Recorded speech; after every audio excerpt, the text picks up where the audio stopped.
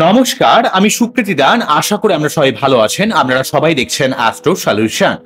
আজকে আমি আলোচনা করব আগামী 29শে মার্চ 2025 29 মার্চ শনিদেব রাশি পরিবর্তন করার জন্য কোন রাশি বা লগ্নের ক্ষেত্রে সাড়ে সাতি বা ঢাইয়ার প্রভাব সার্বিকভাবে ফেস করতে হবে এবং কোন ব্যাপারে কোন রাশিকে সাবধান থাকতে হবে আমি একটা দীর্ঘ আলোচনা করে নেব। মূল আলোচনা আসার আগে আমাদের জানিয়ে রাখি অ্যাস্ট্রো সংক্রান্ত নিত্য টিপস পেতে আমার এই অ্যাস্ট্রো সলিউশন চ্যানেলকে সাবস্ক্রাইব করুন এবং পাশে থাকা বেল আইকনে ক্লিক করুন। চলে আসি মূল আলোচনায়। প্রথমেই বলবো, দেখুন, আমি কোনো রকম ভয় বা ভীতি প্রদর্শন করার জন্য ভিডিও করি না। আমার এই কনসালটেশনের জন্য আপনাদের কখনো জোর করিও না। জেনারেলি ভাবে সত্য কথাটা আমি সর্বদা ক্লিয়ারলি ভাবে বলার চেষ্টা করি, বোঝানোর চেষ্টা করি। যার নেয়ার হবে নেবেন, যার নেয়ার হবে না ভুলভাল দয়া করে কমেন্টস করবেন না। মূল প্রসঙ্গে চলে আসি। প্রথমেই বলবো, দেখুন, এখানে কুম্ভ রাশিতে এই মুহূর্তে শনি অবস্থান করছে। শনিদেব কিন্তু কুম্ভ রাশি থেকে রাশি পরিবর্তন করে মীন রাশিতে প্রবেশ করবে 2025-এর 29শে মার্চ। যখনই 2025-এর 29শে মার্চ শনিদেব মীন রাশিতে প্রবেশ করে যাবে, সঙ্গে সঙ্গে সার্বিক পরিবর্তন চলে এলো। আমরা জানি যে রাশিতে সবসময় রাশি বা ঢাইয়ার ক্যালকুলেশন, রাশি সবসময় ঢাইয়া বা সাড়ে সাতির ক্যালকুলেশন সবসময় আমরা রাশি থেকে করে থাকি। রাশি থেকে কিন্তু আমরা সবসময় ক্যালকুলেশন করে থাকি। কোন রাশি? চন্দ্র রাশি। অর্থাৎ আপনার জন্মকালীন সময়ে চন্দ্র যে রাশিতে অবস্থান করেছে সেইটা হচ্ছে আপনার চন্দ্র রাশি। আপনার জন্মকালীন সময়ে চন্দ্র যে ঘরে অবস্থান করেছে সেই অনুযায়ী আপনার মন মানসিকতা এবং মেন্টালিটিকে নির্ধারণ করা হয়। তাই আপনার চন্দ্র রাশি ওয়াইজ সাড়ে সাতি বা ঢাইয়ার ক্যালকুলেশন কিন্তু করতে হবে। কখনো লগ্নের এক্সপেক্টে ঢাইয়া সাড়ে সাতি হয় না। যে সমস্ত অ্যাস্ট্রোলজার বা যে সমস্ত বই বা যে সমস্ত মানুষ এই নিয়ে ভিডিও করছে তারা মিথ্যে বলছে। অ্যাকচুয়ালি রাশির এক্সপেক্টে, অর্থাৎ according to the moon sign wise আপনার ঢাইয়া বা সাড়ে সাতির প্রভাব নির্ধারিত হয়। কেন নির্ধারিত হয়? আমাদের চন্দ্র মনের কারক গ্রহ, আবেগের কারক গ্রহ, মায়ের কারক গ্রহ, পরিবারের কারক গ্রহ। আমাদের মাতৃস্থানীয় সার্বিক ব্যাপারগুলো চন্দ্র থেকে আমরা কিন্তু দেখে থাকি।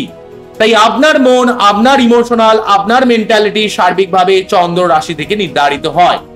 তাই শনি যখনই মীন রাশিতে প্রবেশ করে যাবে 2025-এর 29শে মার্চ, সঙ্গে সঙ্গে কিন্তু বৃশ্চিক রাশি এবং কর্কট রাশি তারা কিন্তু ঢাইয়ার প্রভাব মুক্ত হবে এবং সেই সঙ্গে ঢাইয়ার প্রভাব শুরু হবে ধনু রাশি এবং সিংহ রাশি।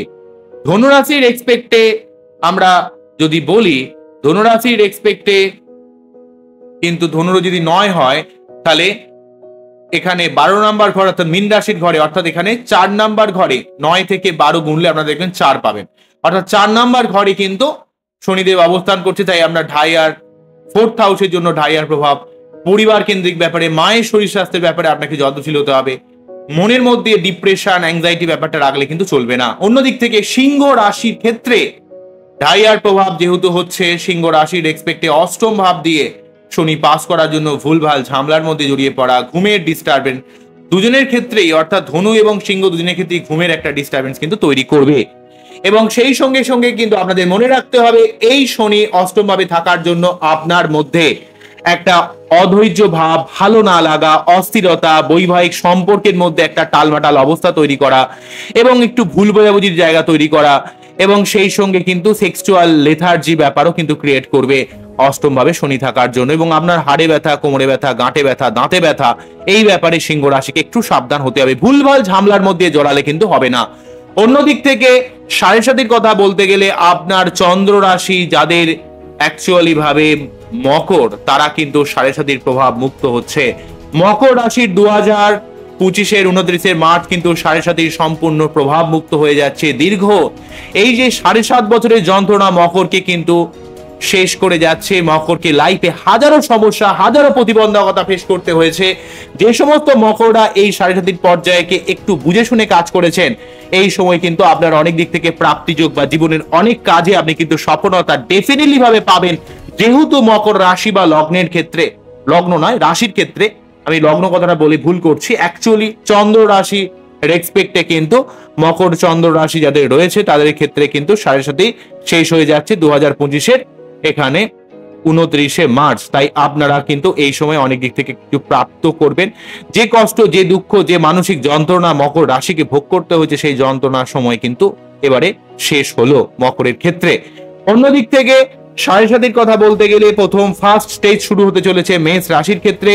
যখনই মীন রাশিতে শনি প্রবেশ করে গেল, যেমন মকর সাড়ে সাতির প্রভাব মুক্ত হলো, কুম্ভ থেকে মিনে প্রবেশ করার জন্য শনি, কিন্তু মেষ রাশি কিন্তু এখানে সাড়ে সাতি স্টার্ট করে ফেললো 2025-এর 29 মার্চ থেকে 2032-এর 30 মে পর্যন্ত দীর্ঘ 7.5 বছর মেষকে কিন্তু সাড়ে সাতির চাপ কিন্তু ফেস করতে হবে। কিছুটা মানসিক চাপ, কিছুটা ডিপ্রেশন, কিছুটা বিষণ্ণতা, এই ব্যাপারটা ফেস করতে হবে। তবে আপনার বাচ্চাটির যদি শনির অবস্থান ভালো হয় বা আপনি যদি নৈতিক পথে চলেন, যদি পরিশ্রম করেন, যদি লড়াই করেন, এই শনির সাড়ে সাতিতেও আপনার জীবনে অনেক বড় বড় পরিবর্তন, অনেক গঠনমূলক কাজ কিন্তু সম্পন্ন হবে। কিন্তু মেষকে সবসময় ধৈর্য রেখে, মাথা ঠান্ডা রেখে যে কোনো কাজ কিন্তু করতে হবে। 2025-এর 29 মার্চ থেকে 2032-এর 30 মে পর্যন্ত এই সময়কালে কিন্তু মেষকে একটু সাবধানতার সাথে কিন্তু কাজ করতে হবে। কোন রকম ইমপেশন হলে কিন্তু হবে না। তিনটে ফেজে চলবে। মীন রাশিতে যে 2.5 বছর থাকবে, মীন রাশিতে থাকবে হচ্ছে 2025-এর 29 মার্চ থেকে 2027-এর 2 ফেব্রুয়ারি পর্যন্ত ফার্স্ট স্টেজ, তারপরে সেকেন্ড স্টেজ আবার 2.5 বছর, তারপরে থার্ড স্টেজ আবার 2.5 বছর, এইভাবে কিন্তু থাকবে। তো যাই হোক, নেক্সট হচ্ছে মীন রাশির ক্ষেত্রে সাড়ে সাতির সেকেন্ড স্টেজ শুরু হয়ে গেল 2025-এর 29 মার্চ থেকে 2027-এর 2 ফেব্রুয়ারি পর্যন্ত কিন্তু মীন রাশির সাড়ে সাতির সেকেন্ড ফেজ কিন্তু তাকে ফলো করতে হবে। সেকেন্ড ফেজ কিন্তু তাদের চলবে 2025-এর 29 মার্চ থেকে 2027-এর 2 ফেব্রুয়ারি পর্যন্ত। এই সময়কালে কিন্তু মীন রাশিকে সেকেন্ড স্টেজ চলবে সাড়ে সাতি, সেই জন্য কিন্তু কিছু প্রিকশন নিতে হবে। পরবর্তী ভিডিও নিয়ে আসছি মীন রাশি সাড়ে সাতি নিয়ে। পরবর্তী যে ব্যাপারটা বলবো সেটা হচ্ছে কুম্ভ রাশির ক্ষেত্রে সাড়ে সাতির অলরেডি এটা থার্ড স্টেজ চলছে, লাস্ট স্টেজ চলছে। কুম্ভ রাশির মোটামুটি ভাবে 2027-এর 2 জুন কিন্তু সাড়ে সাতি শেষ হয়ে যাবে বলে মনে করছে। এটা থার্ড স্টেজ, অর্থাৎ 23 জানুয়ারি 2020 থেকে শুরু হয়েছিল কুম্ভ রাশির ক্ষেত্রে। 2 জুন 2027-এ কিন্তু শেষ হবে। 2 জুন 2027, অর্থাৎ 2 জুন 2027 মোটামুটি ভাবে শেষ হতে চলেছে।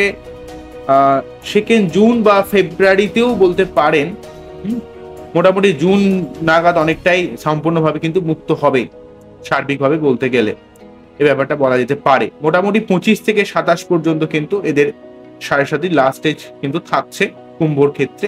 তাহলে আমি একটু ডেট গুলো বলে দিই। মীন রাশির ক্ষেত্রে সাড়ে সাতির টোটাল শুরু হয়েছে হচ্ছে 2023-এর 17 জানুয়ারি থেকে, শেষ হবে হচ্ছে 2029-এর 7 আগস্ট পর্যন্ত। 2029-এর 7 আগস্ট পর্যন্ত কিন্তু থাকছে।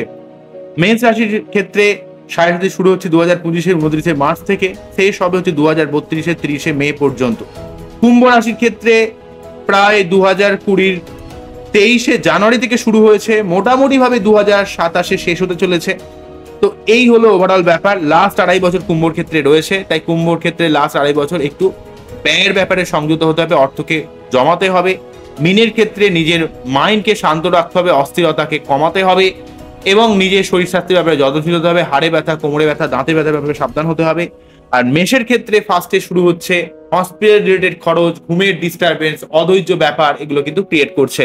তাহলে মেষের ক্ষেত্রে ফার্স্ট স্টেজ, মিনের ক্ষেত্রে সেকেন্ড স্টেজ এবং কুম্ভর ক্ষেত্রে থার্ড স্টেজ চলছে। অর্থাৎ এই যে স্লটটা বলছি, এই সাড়ে সাতি 2.5 বছর, অর্থাৎ 2025-এর 29 মার্চ থেকে 2.5 বছর পর্যন্ত এদের কিন্তু এইটা ফেস করতে হবে।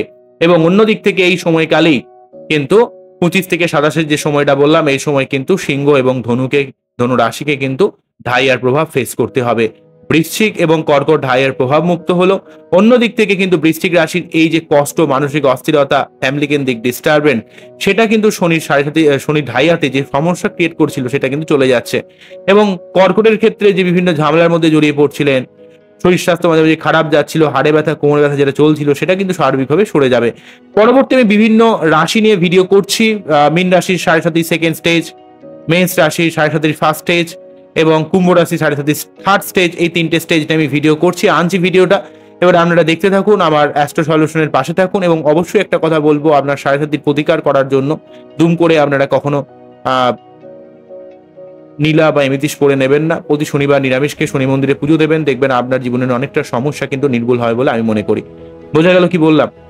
আবারও আলোচনা করব নেক্সট কোনো ভিডিও নিয়ে। আপনারা অবশ্যই আমার পাশে থাকুন। আপনারা অ্যাস্ট্রো সলিউশন সবাই দেখতে থাকুন। নমস্কার, থ্যাংক ইউ।